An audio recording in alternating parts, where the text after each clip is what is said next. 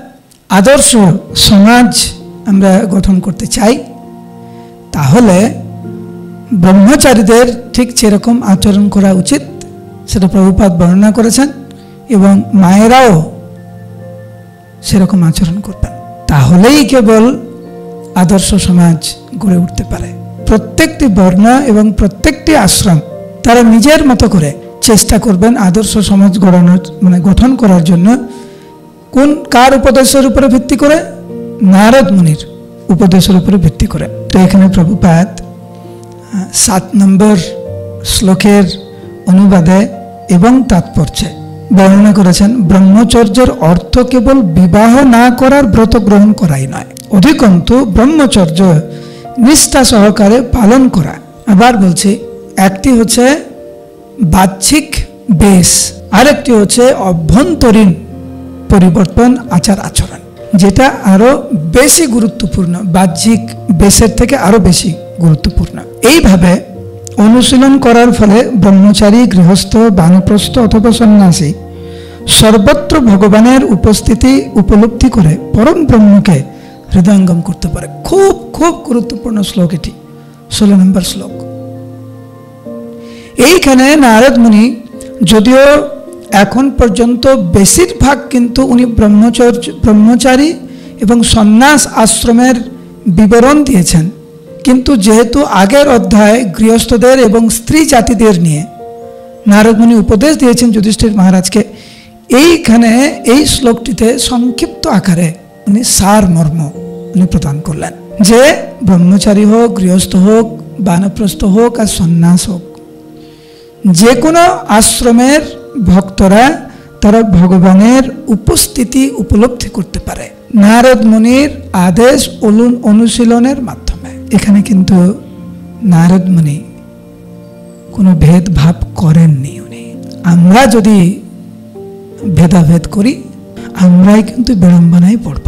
আমরা গত 2 দিন ধরে এই বিষয়টি আলোচনা করছি যে ব্রহ্মচারী, গৃহস্থ, বানপ্রস্থ, সন্ন্যাস এর উদ্দেশ্য হচ্ছে যে প্রত্যেকটি ব্যক্তি তার নির্দিষ্ট আশ্রমে থেকে পূর্ণরূপে কিভাবে ভগবানের চরণ কমলে আত্মসমর্পণ করা যায় সেই দিকেই বেশি মনোনিবেশ করবেন।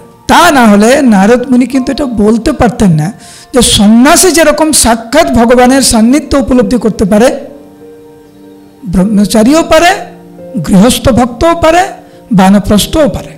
আমাদের ইস্কনে ব্রহ্মচারী আশ্রম খুব প্রচলিত, গৃহস্থ আশ্রম খুব প্রচলিত, সন্ন্যাস আশ্রম খুব প্রচলিত, বানপ্রস্থ আশ্রম বেশি প্রচলিত নেই। নারদ মুনি বানপ্রস্থ সম্পর্কে এই অধ্যায়ে বিশদভাবে বর্ণনা করেছেন।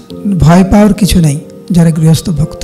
গুরু মহারাজ কিছুদিন পূর্বে মায়াপুরের একজন ভক্তকে বানপ্রস্থ আশ্রমে প্রবেশ করাচ্ছিলেন। তো ভক্তরা যেহেতু অভ্যস্ত নেই, তো আবার গুরু মহারাজ বলে ফেলেন ওই সময় আমি নাম পরিবর্তন করব।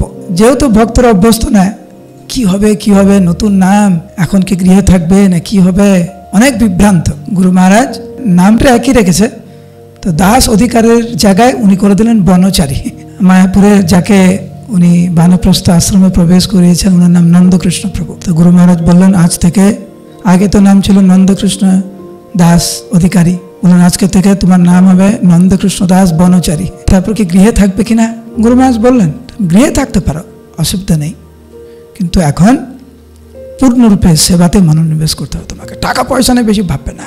এইটার উপরে গুরু মহারাজ অনেক জোর দিলেন। দেখলাম গৃহে থাকতে পারো, প্রচার কার্যে নিজেকে নিয়োজিত করো, আর টাকা পয়সার ব্যাপারটা ওইটা ছেলেদের উপর ছেড়ে দাও, ওরা ম্যানেজ করুক। এইখানে নারদ মুনি বলছেন যে বানপ্রস্থ আশ্রমের কর্তব্য অত্যন্ত মননশীল হয়ে 12 বছর, 8 বছর, 4 বছর, 2 বছর অথবা অত্যন্ত পক্ষে 1 বছর বনে থাকা, তার এমনভাবে আচরণ করা উচিত যাতে তিনি অত্যাধিক তপস্যার ফলে বিচলিত অথবা ক্লিষ্ট না হন।